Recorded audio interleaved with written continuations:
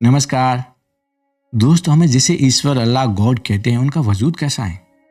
क्या वो इन बादलों के ऊपर बैठा एक राजा की तरह है जो हम सबका हिसाब लिखता है, एक बड़ा सा रजिस्टर लेकर के हमारा पाप पुण्य लिखता है, या फिर कोई वो और है? दोस्तों, कई धर्मों के अंदर ईश्वर को एक कुम्हार की तरह देखा गया है। जैसे एक कुम्हार होता है, वो जाता मिट्टी लाता है और अपनी साख पे रख के वो मटका बना देता है। मटका अलग है, कुम्हार अलग है, यानी कि दो चीजें सत्य हैं, दो चीजें सच हैं।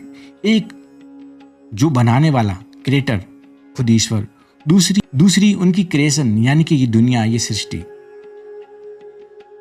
इस सिद्धांत को मानने वाला को द्वैतवाद कहा गया है। ड्यूलिज्म यानी कि दो चीजों को सत्य मानना, कोई दो चीजें हैं, सच हैं। वो समझते हैं कि ऊपर कोई ईश्वर है, कोई परमपिता परमेश्वर है, कोई पिता है जो हम सबको रक्षा करता है, हम सबको ये पूरी दुनिया चलाता है। इस सोच को मानने वाले लोग उस ईश्वर से डर कर रहते हैं कि हे ईश्वर, कहीं हमसे कोई गलती ना हो जाए जिसकी सजा तुम दोगे। और हमारे भारतीय शास्त्रों और उपनिषदों में इनको गहराई से देखा गया है तो एक अलग ही सच सामने आया है, एक ऐसा सत्य जो हम सबको सोचने पर मजबूर कर देता है। हमारे ऋषि मुनियों ने ध्यान में, डीप मेडिटेशन में जाकर के इस सवाल का जवाब ढूंढा है कि अगर ये पूरी दुनिया ईश्वर ने बनाई है तो किस चीज से बनाई है, किस मटेरियल से बनाई है?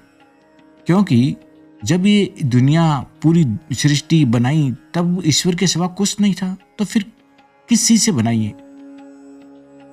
बिल्कुल सही सवाल है, लॉजिक है कि जब ईश्वर ने इस दुनिया बनाई तब कुछ नहीं था ईश्वर के सिवा।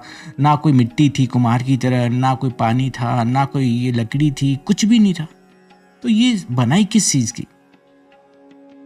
इसका एक ही लॉजिक जवाब मिलता है कि ये सृष्टि, ये पूरी दुनिया ईश्वर ने अपने आप से बनाई है, अपनी खुद की एनर्जी से बनाई है। मान लो फॉर एग्जाम्पल मान लो कि एक मकड़ी होती है जो बहुत ही खूबसूरत जाला बनाती है, लेकिन वो जाला बनाने के लिए धागा कहीं बाहर से नहीं लाती है। वो धागा अपने अंदर से ही निकालती है और बहुत ही खूबसूरत जाला बनाती है, और फिर वो जाला उसी के अंदर सिमट जाता है। और दोस्तों, यही फिलोसफी का सबसे ऊंचा शिखर है और इसको अद्वैतवाद कहा जाता है। मतलब कि भगवान कहीं बाहर बैठ के ये दुनिया नहीं चला रहा है, भगवान खुद भगवान ये दुनिया बन गया है।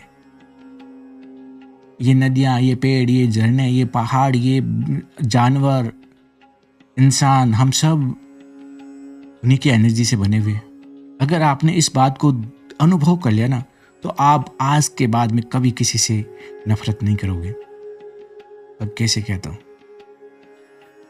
लेकिन दोस्तों यहां सवाल खड़ा होता है कि अगर ये दुनिया ईश्वर ने बनाई है, हम सब के अंदर ईश्वर हैं, तो फिर हम सब अलग अलग क्यों हैं?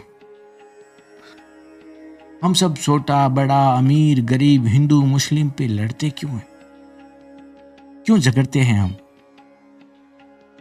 इस सवाल का क्वांटम फिजिक्स का एक बहुत ही डीप उदाहरण है कि मान लो आपके पास में एक सोने की चैन है, एक सोने की अंगूठी है और एक सोने का कंगन है। इनका नाम अलग अलग है, इनके आकार अलग अलग है, इनकी रिप्लेसमेंट अलग अलग है, यानी कि जगह पहनने की, एक अंगुली में पहना जाता है, एक कलाई में पहना जाता है और तीसरा गले में पहना जाता है। अब किसी बच्चे को पूछोगे तो वो कहेगा कि ये तीनों अलग अलग है, इनके तीनों के अलग अलग नाम हैं, अलग अलग आकार हैं ना। लेकिन किसी समझदार सोनार को पूछोगे तो वो कहेगा कि ये अंगूठी, ये चैन, ये कंगन, ये तो आकार है, इनके नाम हैं, लेकिन असली तो चीज सोना है। अगर अंगूठी, चैन को अगर उसको पिघला दिया जाए तो वो सोना मरता नहीं, खत्म नहीं होता है, सोना तो सोना रहता है।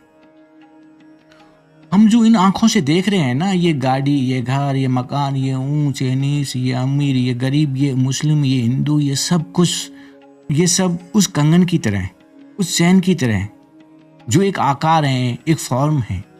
लेकिन इन सब के भीतर तो एक असली परम सत्ता है, परम शक्ति है।